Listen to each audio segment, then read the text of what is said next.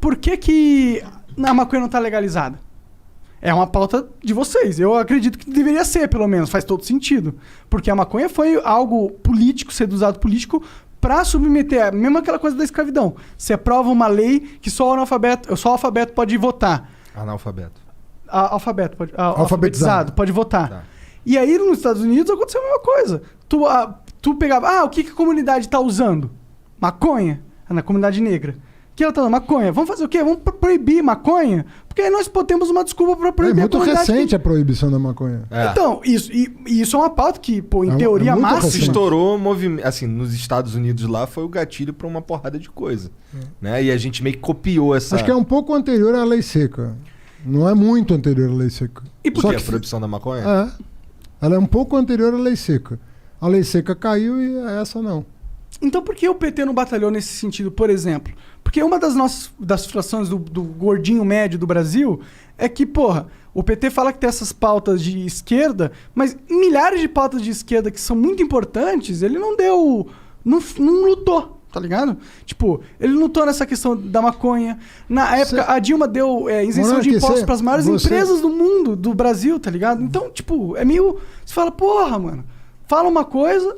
É legal, mas e aí? Eu quero fumar minha maconha. Eu não posso nem fumar no meu programa minha maconha sem ter que ir lá na polícia, literalmente. Falar com o delegado, responder, dar depoimento. É a situação do meu país agora. Você sabe, tem uma...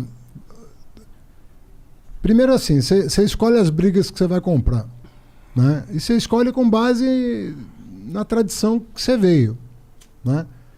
O que é o Lula? O Lula é um trabalhador, torneiro mecânico, né? Fez curso de torneiro mecânico no Senai, conseguiu um emprego legal, progrediu, que era um bom operário, se tornou uma liderança sindical depois, e aí vocês conhecem a história. A cabeça do Lula é uma cabeça muito do cara que veio do Nordeste com fome, muito. O Lula, eu diria para você que são 3 coisas que marcam muito a formação do Lula. Na minha visão, pode ser que ele ouça isso aqui e fale, porra, você não entendeu nada, né? Porque é ele que tem que dizer dele, mas como eu vejo o Lula com 3 coisas que marcaram a vida dele. A fome, a vinda com a mãe, os irmãos, sem pai, o caramba, né? Do Nordeste, pau de arara, vender amendoim, engraxar sapato, essas coisas, marcou. 2, o fato de não ter estudado, era uma coisa doída para ele, não ter estudado. 3, o avanço do movimento sindical. A luta dos trabalhadores no movimento sindical. O fato de que a luta permite dividir melhor o produto, o resultado da produção. Eu diria para você que o Lula tem essas 3 coisas muito na cabeça dele, que é a história de vida dele. Veja você que para cada uma dessas angústias, vamos dizer assim, ele fez as maiores ações do governo dele. Combater a fome, ninguém deixar de comer, abrir a porta da educação para o pobre, sobretudo no nível superior, que ele gostaria de ser economista e não é, e que o trabalhador tivesse dignidade no emprego, recebesse um salário mais digno. E no governo dele, todo ano, o trabalhador avançava um pouquinho umas casas e podia comprar mais, podia viver melhor. É o tal da picanha com a cerveja que ele brinca, né? Uhum. É a vida dele. Ou seja, se ele fosse maconheiro, a maconha estaria liberada. O que eu quero dizer é o seguinte, por que é importante você ser um democrata? Porque você vai se reger muito pela tua história de vida.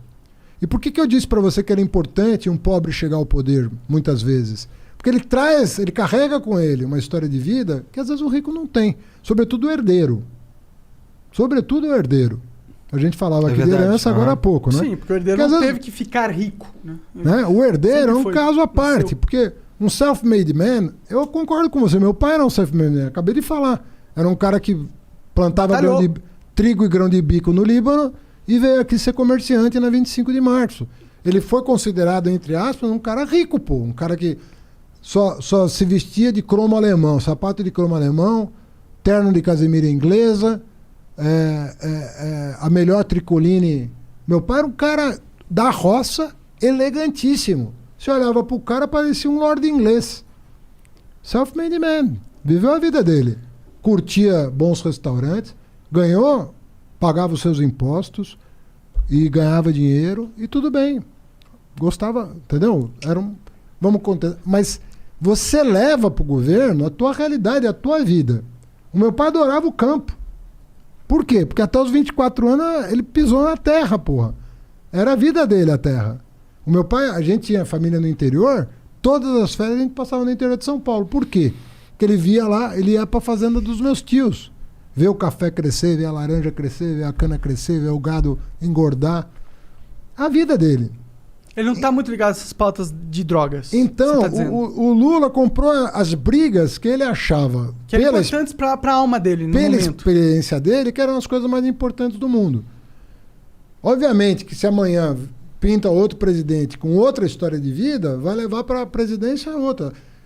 Outras experiências, outras coisas Porque concretas. eu entendo essa parada disso. Eu entendo que Você mesmo, se você um dia, sei lá, Não. mas vamos supor que você um dia enche o saco e fala, quer saber? Cansei de Tô ganhar com dinheiro. 40 anos, tô rico, vou ajudar o Brasil.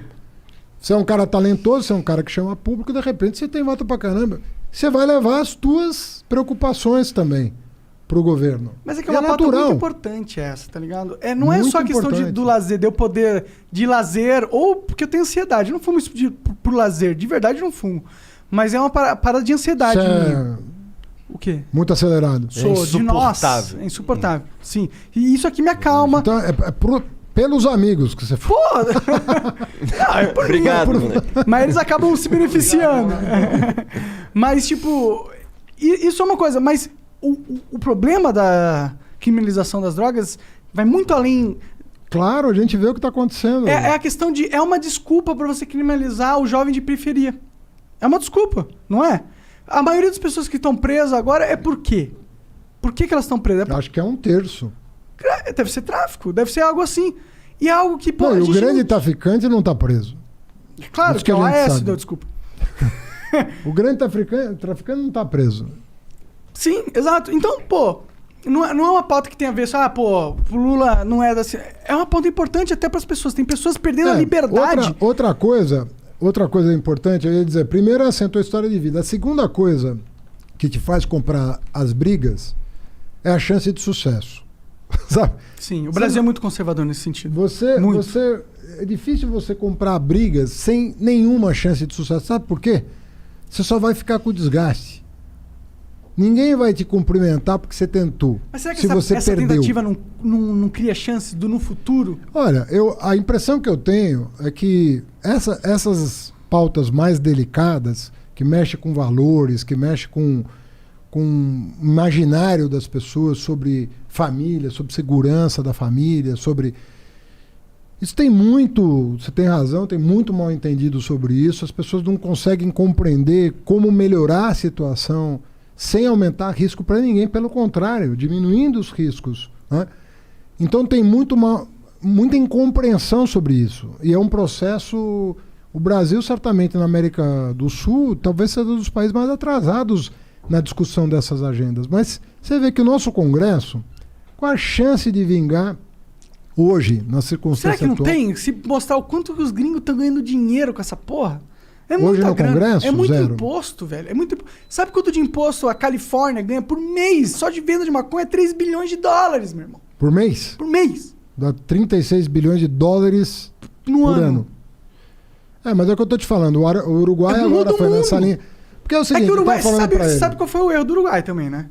O erro? É, O você sabe? Estado Você não sabe? controla a produção, caralho. Ah, isso eu não sabia. É um erro do Uruguai. O Uruguai, Tipo, hoje o em dia, se eu Estado quiser controla tudo. plantar na minha casa e vender, eu não posso. Eu tenho que ter uma autorização. Tem que ser uma farmácia pra vender, entendeu? Isso é muito ruim. Porque o que Não acontece? é como na Holanda. Não, como nos Estados Unidos. Você restringe demais a demanda. Quando você. A oferta. Quando você restringe a oferta, o que as pessoas vão fazer? Tem uma demanda. Se a oferta legal não supre a demanda vai comprar ilegalmente. Você sabe que teve uma lei em 2006 que queria flexibilizar o lance do porte, né? Do cara com baseado não ser preso. E a lei tinha essa intenção, mas ela foi escrita de um jeito que deu mais poder ainda para a repressão ao invés de gerar o efeito contrário, gerou o efeito de merda. Reforçar a repressão. E aí você teve mais prisões. Hoje você está com as penitenciárias lotadas e você vai ver assim, bom, é o traficante que eu peguei? Não, é o cara que estava com um beckzinho ali na esquina e que tomou um tapa na orelha, respondeu às vezes para a autoridade, já foi por desacato, já deu a confusão toda. Não tem uma estatística que 50% dos casos não foram nem julgados ainda?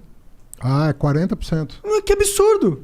Eu tô na cadeia, eu não sei nem por que eu tô na cadeia, o Estado nem sabe por que eu tô na cadeia, o Estado nem foi averiguar o porquê eu tô na cadeia, se tá justificado eu estar na cadeia, não tá justificado. Não é um absurdo isso? E a guerra contra as drogas é um grande combustível dessa parada, entendeu? Imenso. Mas... Não, tem muita coisa. Agora, é fruto também de amadurecimento da sociedade. A sociedade brasileira é muito conservadora, né? Se a gente fizesse um plebiscito, tu acha que ia ser... Não acho. Já teve várias pesquisas sobre isso. Pior que eu também acho que não liberariam. Bom, então aí nesse caso, não dá pra gente forçar, né? Se você... Não dá pra forçar, dá pra gente conversar com as pessoas e explanar os motivos pelos quais seria muito mais inteligente a gente legalizar. Existem vários caminhos para ir abrindo um pouco essa discussão. O primeiro caminho é da sociedade. A sociedade e mudando a cabeça, vendo assim, o que é melhor para a sociedade. Essa mortandade que está acontecendo aí em torno de uma coisa... Né? Normal, como o álcool, natural. Que faz menos mal às vezes que o álcool. Menos mal, com certeza. Dependendo da quantidade que você ingere, muito pior. Não tem overdose de maconha, mas tem overdose de álcool. Pois é, mas o que eu quero dizer é o seguinte. Primeiro, assim, quando a sociedade amadurece, como vários países do mundo aconteceu. Segundo, quando o Congresso está mais aberto a esse tipo de discussão, sem a malandragem de botar o dedo na cara de um cara que está defendendo uma posição, dizendo que você é contra a família, você é contra isso, você é contra aquilo, você é maconheiro. Porra, às vezes o cara tá falando, cara, esse não é o caminho. Não é esse o caminho. Eu nem fumo essa porra. Eu não quero ficar prendendo jovens negros de periferia. É isso. Então se um cara fala, eu nunca botei maconha na boca, mas eu sou contra prender um cara que pôs, o cara já vai ser taxado de maconheiro, já vai perder voto, já vai isso, já vai aquilo. Então, já vai... o Eduardo Jorge, né? Já vai por aí. Terceiro ponto. Em alguns países, as cortes constitucionais decidiram. Com que alegação? O direito de minoria. Fala, o monarca aqui não está fazendo mal para absolutamente ninguém. Se ele fizer, ele vai responder pelo ato. Mas isso que ele está fazendo aqui pode estar fazendo mal para ele. Mas ele não está fazendo a partir disso mal para ninguém. Se ele matar alguém, se ele matar alguém, vai responder por homicídio. E talvez até agravado pelo fato de ter... entorpecido no momento. De ter ingerido entorpecente. Então, às vezes as cortes constitucionais no mundo, algumas chegaram a dizer o seguinte, olha, a lei não pode dizer isso. Eu não posso... Porque o direito individual desse cidadão que não está fazendo mal para ninguém, ele não pode... se ele fizer mal, é outro departamento. Ele vai responder pelos atos dele. Mais do que justo. Entendeu? Então, que é como é o caso da bebida, então a humanidade está buscando os caminhos, porque você está falando de séculos de repressão, opressão,